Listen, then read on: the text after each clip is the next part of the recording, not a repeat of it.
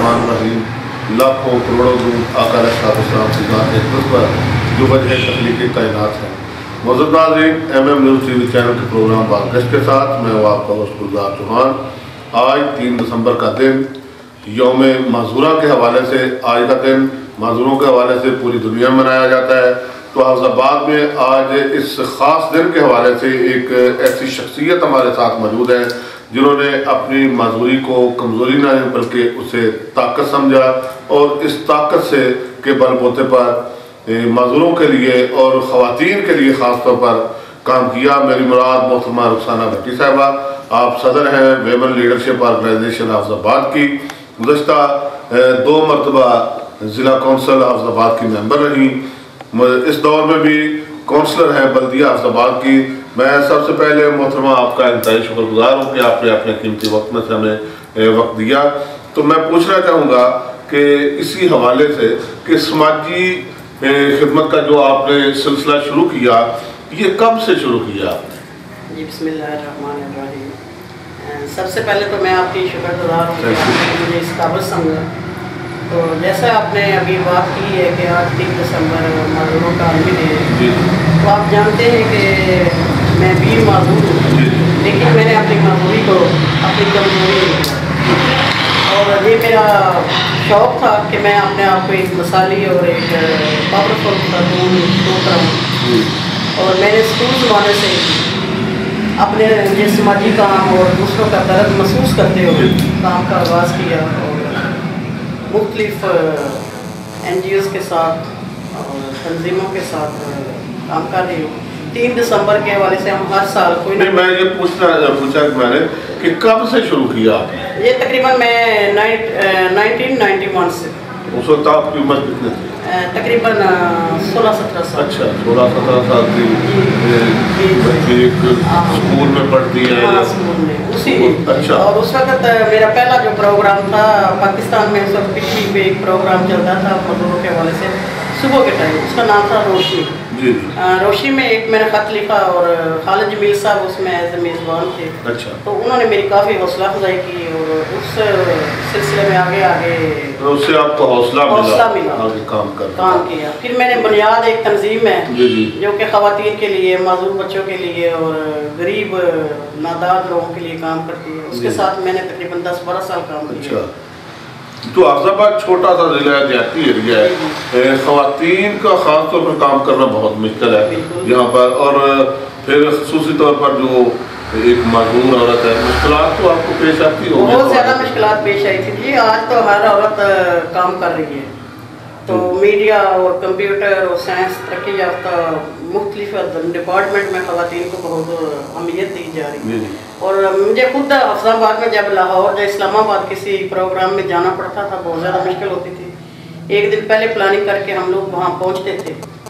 انہی پروگراموں کے سلسلے میں میں نے کئی تنظیموں کے ساتھ ممبرشپ لی، اور پھر ان کے پروگرام میں یونیسیف، یونیسکو، ورلڈ بینک جو بھی ہمارے ٹریننگز پروگرام ہوتے تھے، ان کے لیے میرے لیے سفر کرنا مشکل تھا، لیکن شوق تھا کہ کرنا ہے۔ محنت کے بغیر تو کوئی کام بھی نہیں ہوتا۔ اللہ تعالیٰ کا شکر ہے کہ اکثر خواتین کے کام کرنے میں گھر سے مخالفت ہو جاتی ہے، رشتہ دار مخالفت کرتے ہیں، آپ کو کوئی ایسی مخالفت کا سامنا کرنا پڑا؟ ہم مخالفت بھی ہوتی ہے، لوکل سطح پہ بالکل اصلی مخالفت ہوتی ہے گھر سے ہے۔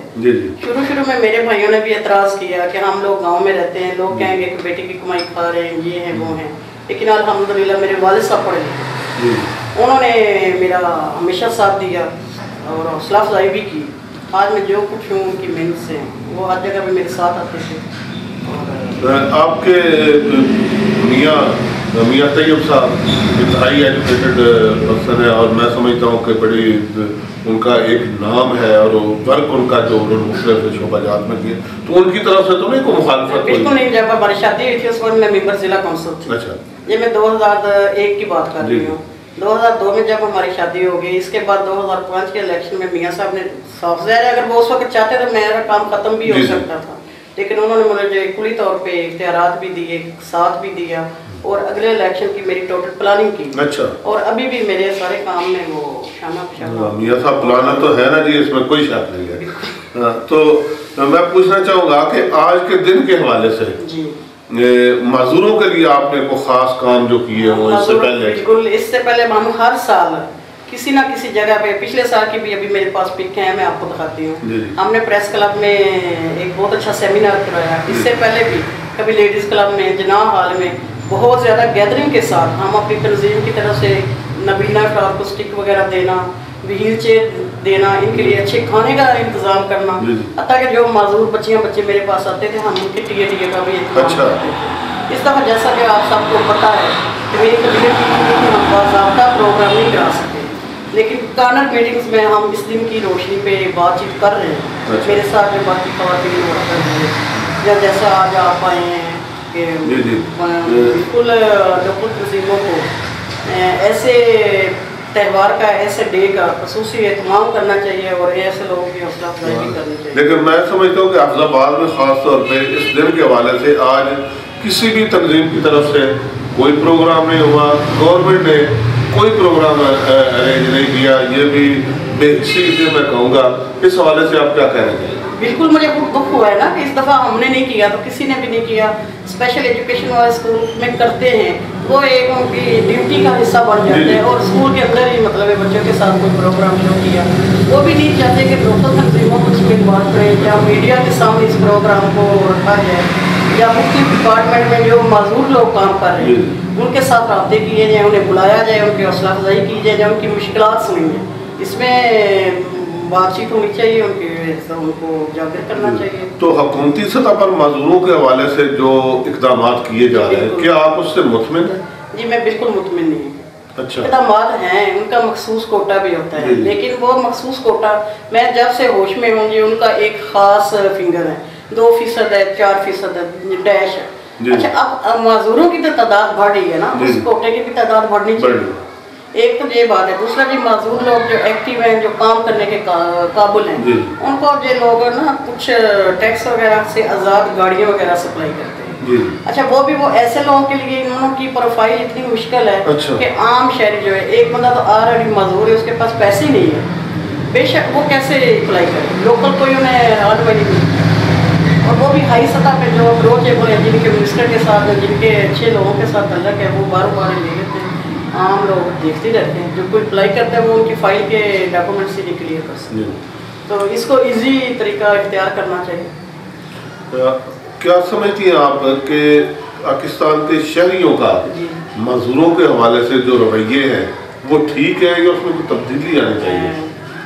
بالکل ٹھیک نہیں ہے.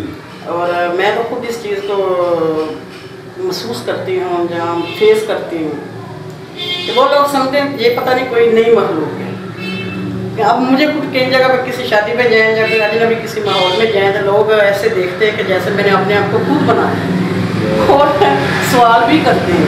وہ بھول جاتے ہیں کہ کئی لوگ میرے سے یہ کویسچن بھی کرتی ہیں اکثر اس میں عورتیں غیر تعلیم یافتہ ہیں، ان کی طرف سے یہ زیادہ وجہ ہے کہ آپ ایسے کیسے. تو جتنا میں انہیں گائیڈ کر سکتی ہوں، جتنا سمجھا سکتی ہوں کہ دیکھیں انسان کے کسی چیز کا بھی کوئی اختیار نہیں. میرے اللہ نے مجھے ایسے بنایا ہے اور ہم لوگ خوش ہیں. اور جب یہ چیز کہی جاتی ہے جو اسپیشلی لوگ ہیں، لفظ بھی میں تو کہتی ہوں نہیں استعمال کرنا چاہیے. اسپیشلی جو لوگ اس طرح سوچتے ہیں ان کی سوچ اسپیشل، ان کو تو اتنا بھی پتہ نہیں کہ انہیں خود اللہ تعالیٰ نے کس طرح بنایا ہے اور ابھی اٹھ کے اگلے لمحے میں ان کے ساتھ کیا ہو رہا ہے. پر یہ شعور کی میں سمجھتا ہوں کمی ہے، شعور کی اور تعلیم کی کمی ہے، اور دینی دوری ہے، دین سے دوری ہے. اگر دینی تعلیمات حاصل کی جائے تو یہ سوچ بھی نہ ہے. تو کیا سمجھتے ہیں کہ حکومت کو اس حوالے سے کیا کرنا چاہیے؟ حکومت کے اس حوالے سے جیسے کہ اسٹک وائٹ اسٹک میں کوئی ہے ٹرانسپورٹ کو ان کا لیگلی حق ملنا چاہیے. انہیں سیٹوں میں اہلیت ملنی چاہیے. ٹرانسپورٹ میں ان کے ساتھ خصوصی تعاون ہونا چاہیے. سرکاری بلڈنگس میں یا لوکل سطح پہ مارکیٹ میں وہیل چیئر کا احترام ہونا چاہیے، اس کی جگہ ہونی چاہیے. جبکہ ہمیں ایسے دیکھا جاتا ہے کہ جب ٹرین میں بیٹھنا ہو یا کسی لوکل اسٹاف میں جانا ہو تو لوگ حقارت کی نظر سے دیکھتے ہیں، بلکہ کہتے ہیں آپ لوگوں نے جا کے کرنا ہی کیا. جب یہ لوگ کام کریں کہ اتنی زیادہ آبادی کا حصہ ان کو کون سنبھالے گا. ایک وقت ایسا آتا ہے، میرے پاس ایسے بھی معذور بچے آتے ہیں، بالخصوص خواتین آتی ہیں کہ جن کے پیرنٹ شرمندہ ہو گئے ہوتے ہیں کہ ہم اپنے ساتھ ان بچوں کو کیسے لے کے جائیں. सफ़र के दौरान हमें मुश्किलात होती है, स्कूल के अंदर हमें मुश्किलात होती हैं, तो हमें अपने रवैये बदलने ही चाहिए। जी, आपकी तंजीम है वेमेन लीडरशिप ऑर्गेनाइजेशन, नाम से तो ज़ाहिर हो रहा है, तो इस हवाले से इस तंजीम के मकासद क्या हैं और अब तक आप क्या कर चुकी हैं? ये मकसद है कि ये नादार लोगों के लिए खिदमत सब इसमें आज के दिन के हवाले से माजूर लोगों के लिए, बेखसूस खवातीन के लिए, माजूरी में कई मेल भी होते हैं, बच्चे भी होते हैं। मेरा टारगेट होता है कि हम जो ऐसी माजूर खवातीन, ये नहीं कि उनको बहुत ज़्यादा पैसा दे के सपोर्ट किया जाए, जो उनको नौकरियाँ लेके उनकी शादी ब्याह के लिए उनकी हेल्प की जाए, रिश्ते करवाने में एक दूसरे को मोटिवेट किया जाए कि ये बच्चियाँ घर में बैठे बैठे ना पूरी हो जाएँ, उनके लेवल का कोई रिश्ता अच्छी जगह पे करा दिया जाए, उनके लिए रोजगार की सतह के अंदर रोजगार का रिश्ता बनाना है। अब जैसा कि छोटी सी मैंने एक मॉडल बनाई थी यहाँ पे कि मेरी तरफ देख के कहीं ऐसे होते हैं उनका हौसला बढ़ता है कि अगर आप ज़्यादा पढ़ी लिखी नहीं, आप कपड़ा रख लें, घर के अंदर दस्तकारी स्कूल बना लें, लिटरेसी सेंटर बना लें, छोटी सी एकेडमी वगैरह बना लें, तो इस तरह के। तो मैं चाहूँगा कि इस हवाले से कोई ऐसी बात जो मैं नहीं पूछ सकता और आप कहना चाहेंगे या कोई आप पैगाम देना चाहें तो नाज़रीन को देंगे MM न्यूज़ चैनल के जरिए। जी, मैं इसी दिन के हवाले से यही बात करूँगी कि ऐसे लोगों के साथ आपका रवैया पॉजिटिव होना चाहिए और ये लोग आप इनको अपने को बोझ ना समझें, बल्कि आप अल्लाह ताला की रहमत और ये समझे कि ये हमारी आजमाइश है कि हम इन लोगों के लिए क्या कर रहे हैं। वो तो ऑलरेडी जिस हाल में है उनका बहुत अच्छा गुजारा हो रहा है और बहुत उनमें एतमाद भी है। अगर अल्लाह ताला एक चीज़ लेता है तो उसके बदले कई लेवल बदल उसमें क्वालिटीज आ जाती है। जैसे कि मैं कहती हूँ कि मैंने कभी अपनी मामूरी को कमज़ोरी नहीं बल्कि ताकत बना के अपने अंदर जज्बा पैदा करते हैं, तो हमें अपने रवैये रखने चाहिए।